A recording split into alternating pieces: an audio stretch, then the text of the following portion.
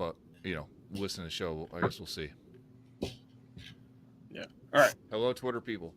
Yeah. So we've got everybody on. So we've got the First Club, we've got the As for Football website, and the Twitter. So if you're on Twitter, say hello to my little They friend. can't. Unfortunately, I think you have to be a blue check to comment and for the comments to come through.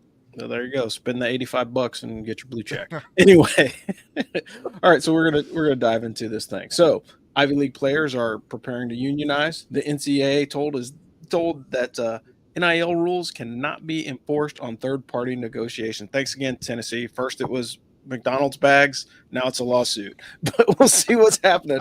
And Shador Sanders and Arch Manning are tops of college football NIL deal. But the real question is, who's going to be the number one draft pick in the NFL? What's up, Trash Talkers? Welcome back to the College Football Roundtable, or we'd like to call this one the Jerry Maguire episode, because we're going to be talking about showing me the money.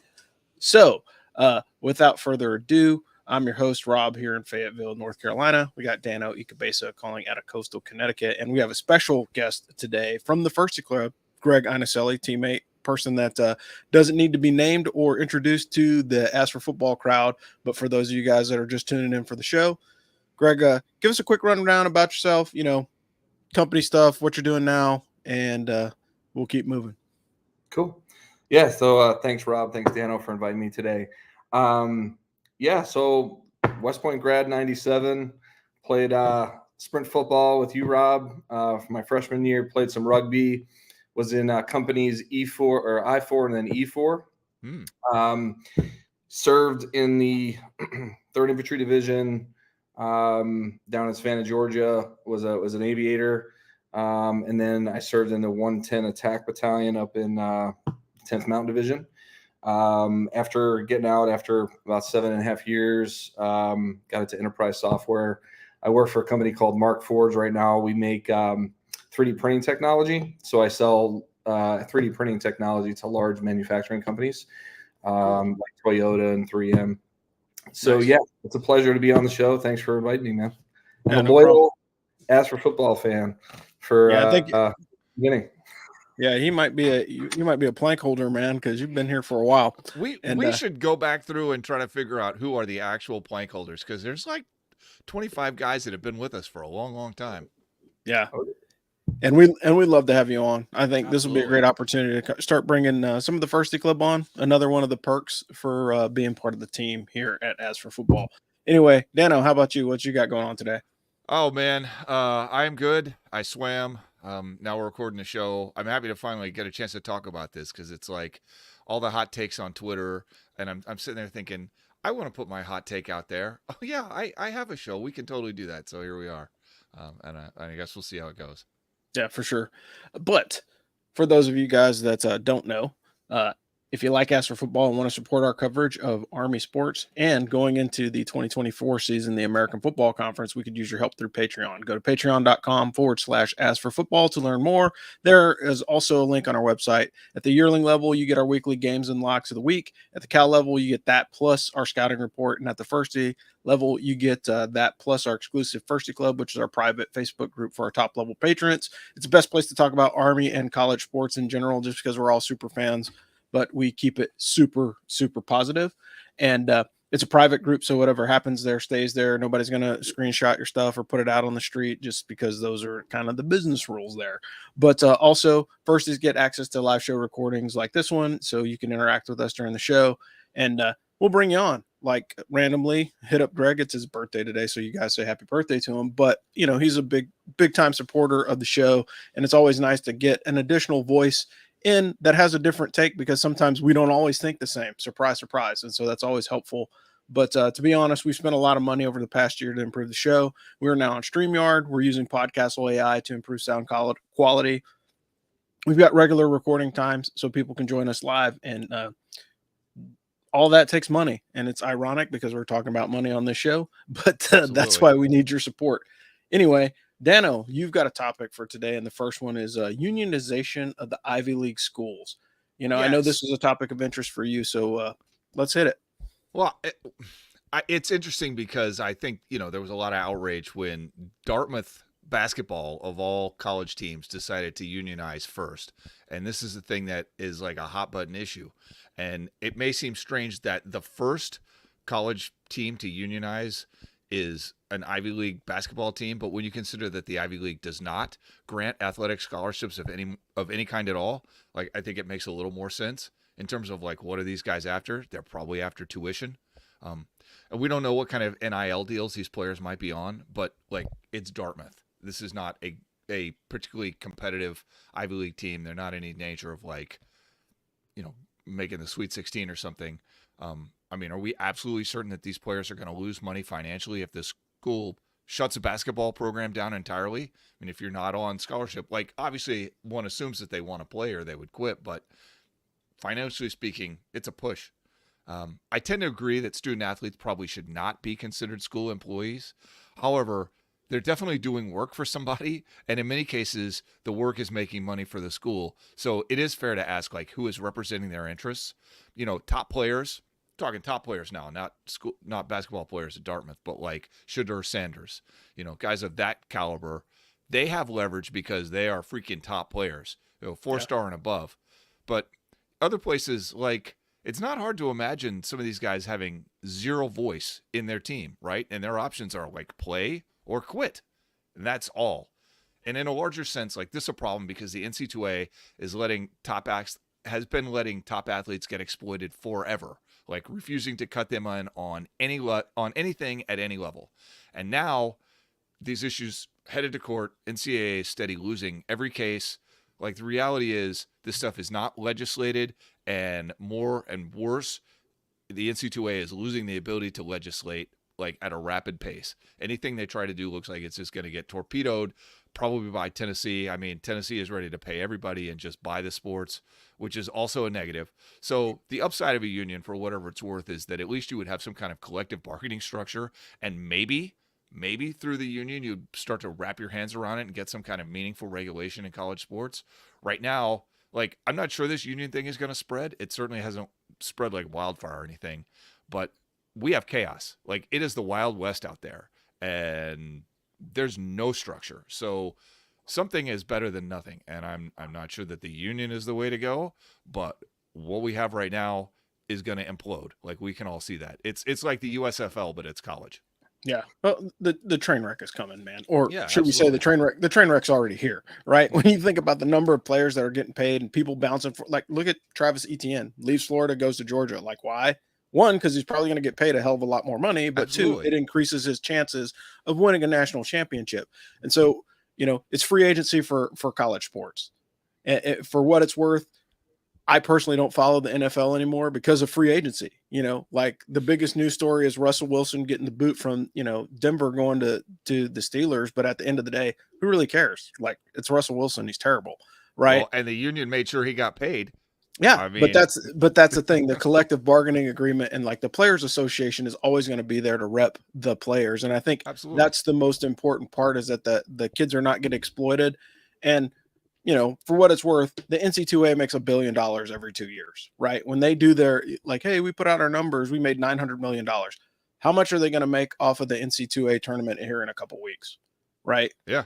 Absolutely. And so, to carve out especially just a small piece of, Dartmouth, like if Dartmouth were to make it in the 16th seed in the NC2A, March Madness, they'd probably get eliminated in the first round, but that's going to bring visibility to the school and it's going to impact the overall organization. But Greg, what are your thoughts, man? Like, you're a smart guy. What would you do if you had, a team and one of your players was like, hey, we're thinking about unionizing? Like, what would you think about that? So, like you, I think from an exploitation perspective, I mean, these players are, putting everything on the line, right? They're taking a lot of risk playing football. And especially in the Ivies, I mean, these guys are probably not like pro prospects. So yeah, they're getting an education. They're going to move on from their schools, and there's a great alumni association associated with those places where they can name their ticket, right? But at the end of the day, like, why were unions created in the beginning, right? To protect worker safety and stuff. So like what you were saying before the show, like, it really kind of depends on like how this grows and like what the structure is and who's going to be controlling that. And I think that there's a couple of like interesting caveats to this, right? A lot of these alumni associations if they're going to be donors and involved in this, are they going to have all sorts of influence over the schools now? I mean, they already do, but this may even increase it more. So I'm all for the players getting taken care of, and if that means they got to come together and collective bargain to ensure that they're safe and they're getting a piece of the action, so to speak, I'm all for it. But like you guys, I mean, this is the Wild West. We don't know how this is going to shake out. There's a lot of uncertainty around this whole thing. And I think we almost need to just let it play out. It's going to take a few years, I think, before it all settles and a model kind of takes over. Yeah, and to bring this home to like academy sports, it's like it's even more uncertain for academies, because it's like we can't kind of take part in a lot of that stuff. And how are like student athletes going to get taken care of at the academies when there's this obviously this competition amongst all the colleges, and if all these players are going to get a piece of the action, if there is some sort of unionization going on, then that's going to be really difficult for the academies to deal with. Yeah, for sure. And one of the things you got to look at, when you look at the Ivy League schools, they're all Division III. So you're not getting the top tier caliber athletes that are going to those universities, academic rigor being part of it as well. So you're definitely not getting some of the most elite of the elite athletes. But, I'm going to toss this out there just for thought, just as a little nugget. So yeah, if they do become employees of said requisite university that they go to, do the morality clauses kick in? Because then I write a contract that has a morality clause. So if a kid gets caught underage drinking, he loses everything, and that's like the worst case scenario. Or, you hear about all the crazy stuff that happens in intercollegiate athletics. So you're opening the door to a lot more scrutiny of those individuals that are going to make mistakes because they're under the age of 25. One thing that concerns me is that, and I saw this take on Twitter today, is that, schools will just say, all right, we're going to have revenue sports, football, basketball, maybe baseball, hell, maybe lacrosse, depending on the school. But they'll just cut everything, cut swimming, cut gymnastics, cut wrestling. Like, this is not a secret, right? I say all the time, I learned more from college swimming than I learned from college that I use on a day-to-day basis. Like, college sports teaches you to work together in a team and like work hard and make that goal, which that shit is every single day in the working world. Whereas I've never taken an integral in 30 years of my professional career, and I am an electrical engineer. Like, it's nuts. So yeah. I am, it's extremely unfortunate that, whatever's going to happen, I'm concerned for like my sport, swimming, and just generally non-revenue sports, which, you play for the love of the game. Hopefully, I mean, outside a very small bandwidth, you're essentially there because you want to be there. Yeah, that's a true statement. But I also think that universities that have the ability to maintain those programs will start winning national championships. So it's not really all bad, but you would hate to see, collectively, there's 175 or 75,000 college football players, right? And that's across D1 to D3. So imagine if that number went to like 30,000, like that would be hurtful, and so there's a lot of opportunity that's going to get closed off. And, we know like not everybody is going to be a pro athlete. Hell, it's only like a, half a percentage of the number of folks that step on the field in college get the opportunity to play, but at least they get the opportunity to play at college. And so I think we don't want to lose that. My daughter's own Clark University, right? D3 school. They got a swim team. My daughter was not even a high school standout, but they invited her to try out because, why the hell not? They were going to offer her a scholarship. And, we really encouraged her to go. So are opportunities like that going to go away? Because that would be a real shame. Like that would be very, very unfortunate. Yeah. And maybe at some level D3 becomes like a reinforced version of the club system and we just reinvent this shit all over again. Yeah, and I think that's sadly, I think that's the direction that we're heading, regardless, because it just because of the amount of dollars that are tied into it. But like I said, I saw an article the other day that popped up in my feed, of course, because I follow college football, and even the governor in North Carolina is thinking about like restructuring the way that we attack name, image, and likeness at state schools. Like, why? Because there's a lot of money out there. And oh, by the way, the teams that have the cash have the ability to win. Like, I guarantee you that Ohio State spent about $20 million in NIL money in the offseason with all the people that they have coming to their university. Michigan is going to have some work to do because, they hit the transfer portal pretty hard as well. Same thing with Colorado, so all the teams that were kind of talked about last year with relative levels of success or failure are all out there throwing cash at these players that are in the transfer portal. One of the things I did hear was they're going to change signing day to have 3 windows, right? So you're going to have a spring window, a summer window, and then a fall window. And I think if you have those 3 windows, that will help a lot, because then you don't have this craziness of people opting out of, a bowl game when they're integral piece. And like, what was it? The Iowa State guy last year, they ended up having to pay the kid like $30,000 to start in a bowl game. Like what? Yeah, like that was like those were all the stories that were coming, like second and third team, second and third team dudes walking away because why not? Well, to your point before, when you said that, that the reason why you stopped watching NFL was free agency, right? Like you said, we already have crazy turnover in college sports anyway, right? Because every year you got guys graduating and moving on. So now all of a sudden it's like guys are leaving every year, and like what kind of consistency can you really have? So is that going to impact the quality of the football and the product on the field as well? Because you got guys constantly changing over, moving around. You can maybe have a few franchise guys where you're giving them enough to where they're not going to go anywhere, but like everybody else is going to be like looking around, especially as if these unions start to take off and this type of thing, right? So. How is this going to impact the game, and how are we going to be able to get some stability with teams again? These are all great, excellent questions that we're going to have to see how it kind of shakes out. Yeah, I'll make this one last point and then we'll move on to our commercial. But just think of it this way. If you want to know the impact of name, image, and likeness on college sports, watch the bowl season in college football this past year. How bad majority of those games were, with the exception of the New Year's Six. And that shows you the quality of bowl games. Literally, you probably could have that was a crying shame, because I love bowl season and I watched almost none of that because none of the players were out there. I mean, even UTSA sat that quarterback. What's his name? He didn't even play, and then he retired from football altogether.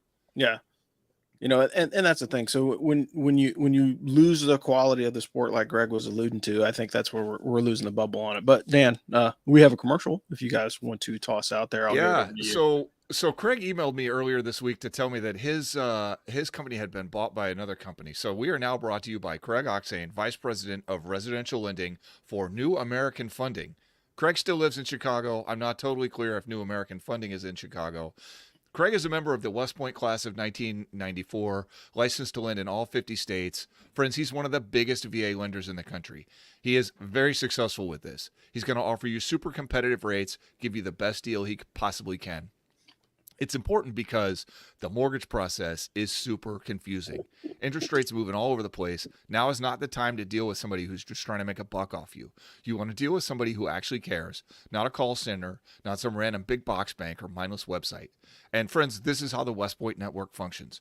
Craig is helping us stay in business here at As for Football, and we're helping you get a better deal on your mortgage by introducing you to the man that you need to meet if you're trying to buy or refinance a house. And this is important. Craig does not charge lenders fees for veterans. That's a huge savings, like $1,300. Like $1,300. Get that money. So Craig Oxane, Vice President of Residential Lending at New American Funding. Check him out. Link is still on our website. I updated it just today.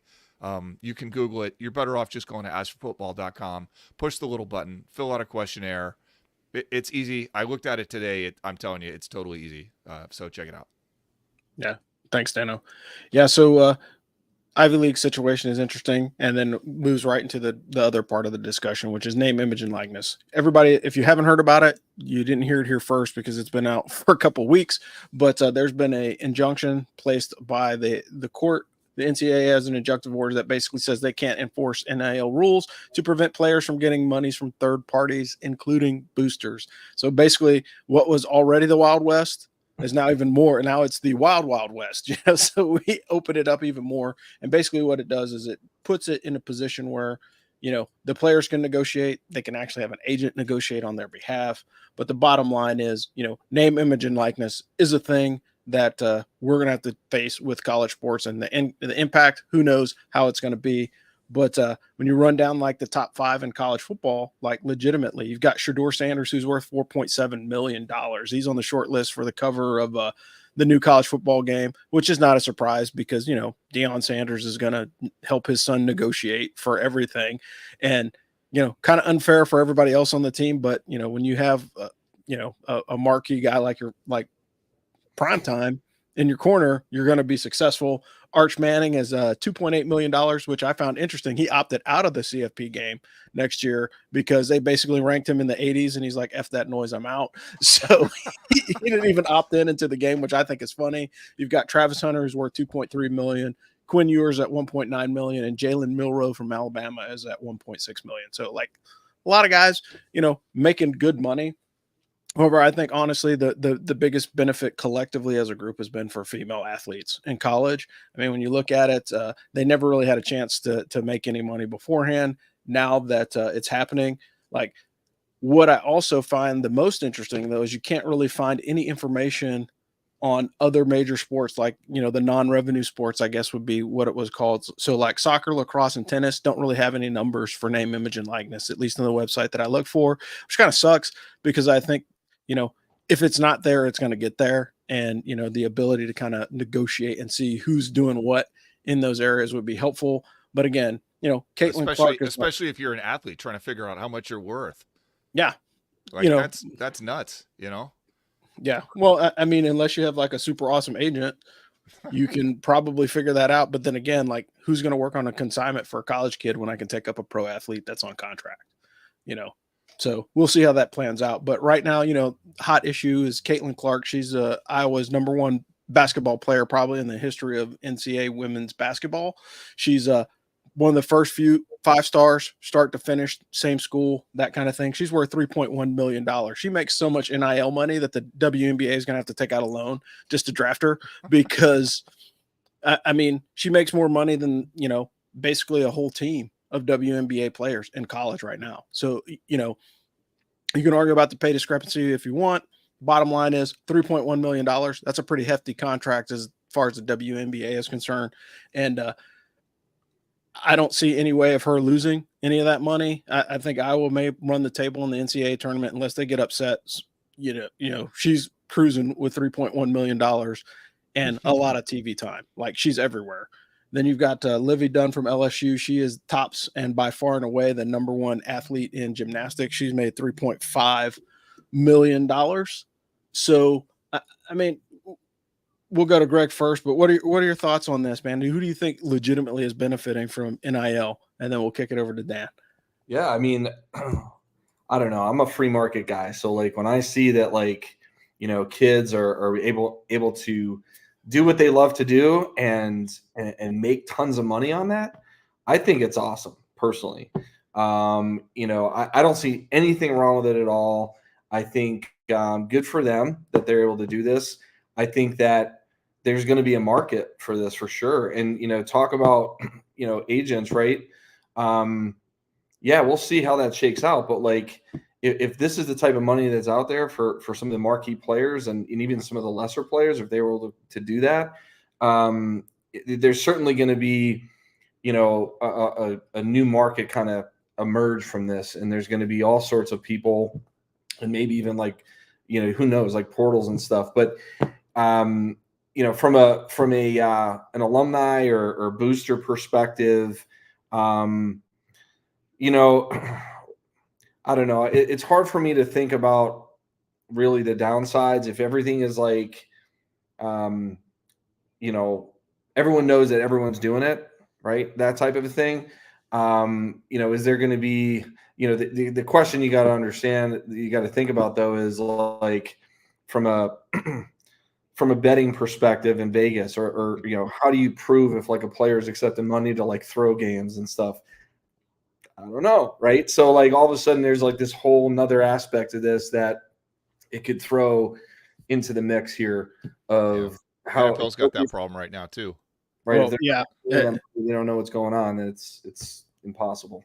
Yeah. There's also a vicious rumor floating around about Vanderbilt those players were getting paid to throw games in the SEC. So who knows? Like, and that's a possibility when that much cash is being exchanged. Dan, what are your thoughts?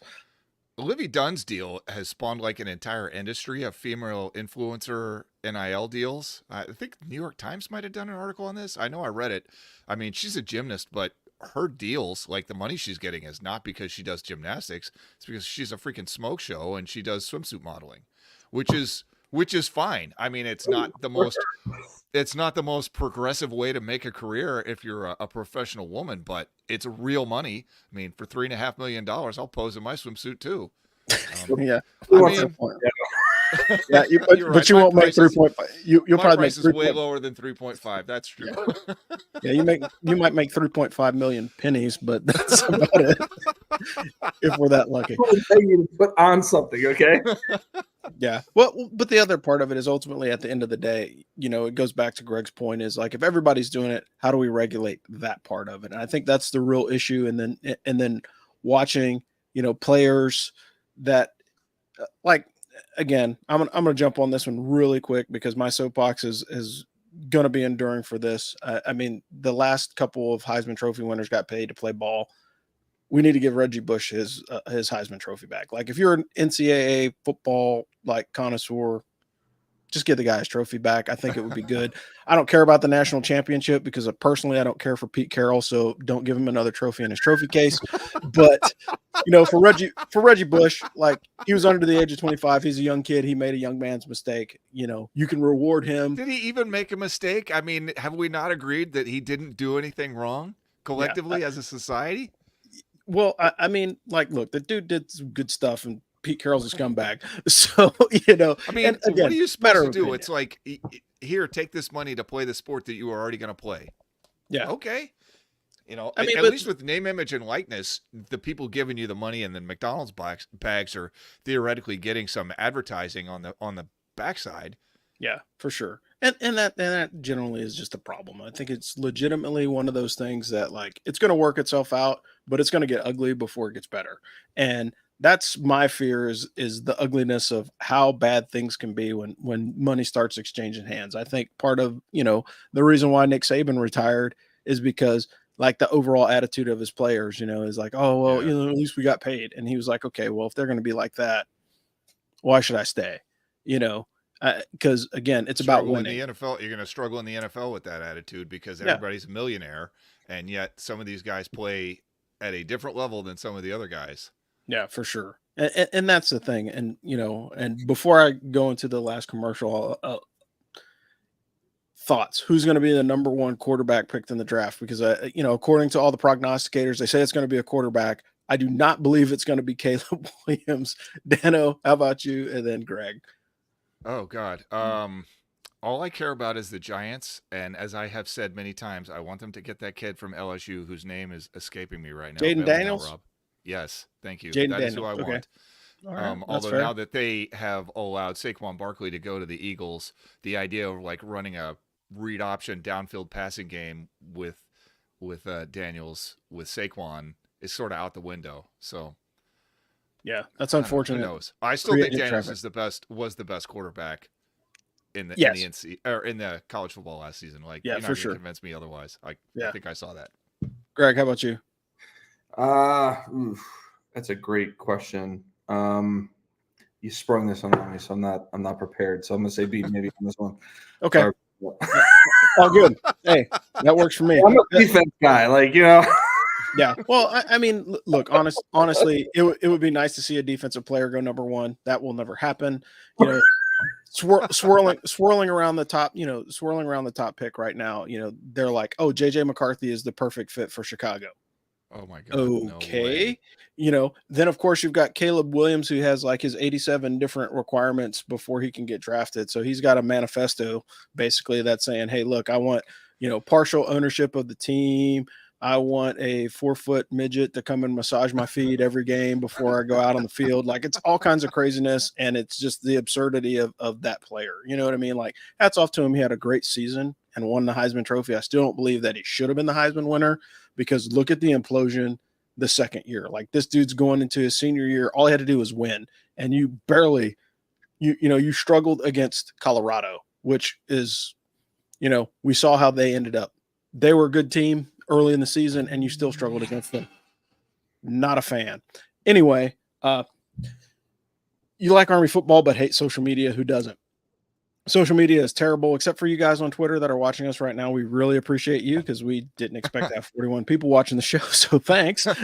But who doesn't? Social media is terrible. It's a wretched hive of scum and villainy. Instead, you can go to askforfootball.com/subscribe. Get on our mailing list. We send out one email per week that links to all that week's content. It's too easy. Sign up, and you can keep up with Army sports and As for Football. We're going to be doing expanded coverage. There's a couple good articles from Omar on there that are focusing in on some of the AAC stuff, but also service academies. Highly recommend that you Omar check is those way out. into TV ratings, so he wants to be a TV executive and program Army onto all these TV slots, which is, his take on Notre Dame was real good. We worked on that for weeks, to be honest with you. That's a really good article. And if you don't know what we're talking about, go to askforfootball.com/subscribe and click on the link, and then you'll get access to the website. Anyway, Dano, I know you have a favorite thing. I think this has been flying across the socials since it happened, but I'll allow you to bring it up. Notwithstanding no athletes in the transfer portal and no NIL money, Army lacrosse is your number one team in the nation for the first time ever this week, after losses by Denver to Yale and Johns Hopkins. I forget who they lost to. This season of lacrosse is wild. I definitely think what I've learned is that chemistry on your team is more important, or at least as important, as the sheer athletic talent you can buy in the transfer portal. Because Army's got some athletes, don't get me wrong. They've got some real dudes, but what counts, I think, is that those guys play together and they play for each other. It's not just a bunch of single athletes out there. So anyway, if you are a lacrosse fan, a college sports fan, an Army fan, but you're not watching Army lacrosse, like today, get on board now, like right now, today, because they are the top team in the entire nation. They're hosting a very talented Lehigh team this Saturday starting at noon. They're playing at North Carolina in a couple weeks. Like, this is already a record-breaking season, and you don't want to miss it. So, yeah, that's my favorite thing for sure. All right. Thanks, Dano. Hey, just for the record also, like, if you don't know, like, you can go to YouTube. It's a great resource. YouTube Lacrosse Rules. So if you don't know anything about lacrosse, you can at least have a fundamental understanding of the game. It's not, you take the ball in the net and you throw it in the net. You're done. It's that simple. It's that simple. Lacrosse according to Dan. All right, but anyway, hey, it's been great having you guys here today.